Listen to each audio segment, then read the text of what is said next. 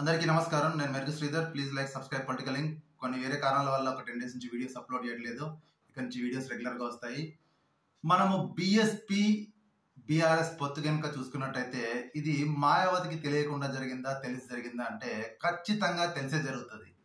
ఎందుకంటే బహుజన సమాజ్ పార్టీ కేవలం బహుజనుల ఓట్లు మాత్రమే కాకుండా ఉత్తరప్రదేశ్లో మెజారిటీ బ్రాహ్మణ వర్గాల ఓట్లు కూడా సంపాదించి అక్కడ మంచి మన్ననలు ఏర్పాటు చేసుకుంది. కానీ ఇక్కడికి వచ్చేసరికి అది విఫలమైపోయింది.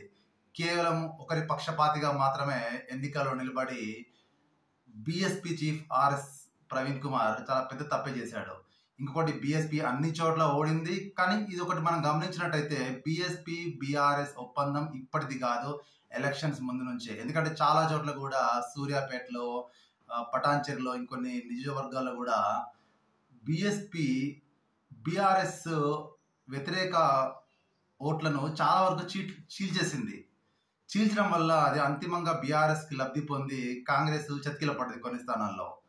మళ్ళీ కూడా ఏంటంటే ఇప్పుడు పార్లమెంట్ ఎలక్షన్ల కోసమని ఏదో ఒక నాగర్ కర్నూలు స్థానమో లేకుంటే వరంగల్ స్థానం నుంచో పోటీకై వాళ్ళతో పొత్తు పెట్టుకున్నారు. కానీ ఆ పొత్తును ప్రజలు ఏకీభవించారు. ఎందుకంటే ఇది ఆల్రెడీ ఒకసారి మనకు అర్థమైపోయింది.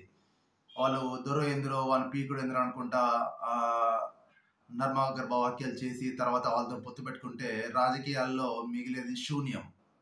ఇంకొక విషయం ఏంటంటే ఇదంతా కూడా మాయావతికి తెలుస్తుంది. ఎందుకంటే మాయావతిని జీరో చేసింది అక్కడ బీజేపీ. ఇక్కడ మళ్ళీ బీఆర్ఎస్ను ఇంకా ఆల్రెడీ బీఆర్ఎస్ పాతాళంలో ఉంది. ఇంకా పాతాళంకి తొక్కడంలో బీజేపీ పాత్ర కూడా తప్పనిసరి ఉంటుంది. మేబీ మాయావతికి కూడా వాళ్ళు సిగ్నల్స్ ఇచ్చి ఉంటారు. ఇక్కడ బీఆర్ఎస్ పొత్తు పెట్టుకొని వాళ్ళు ఇంకా పాతాళానికి అంటే కోలు విధంగా దెబ్బతీయడము ఇక్కడ బీజేపీ వ్యూహంగా కనబడుతుంది మనకు.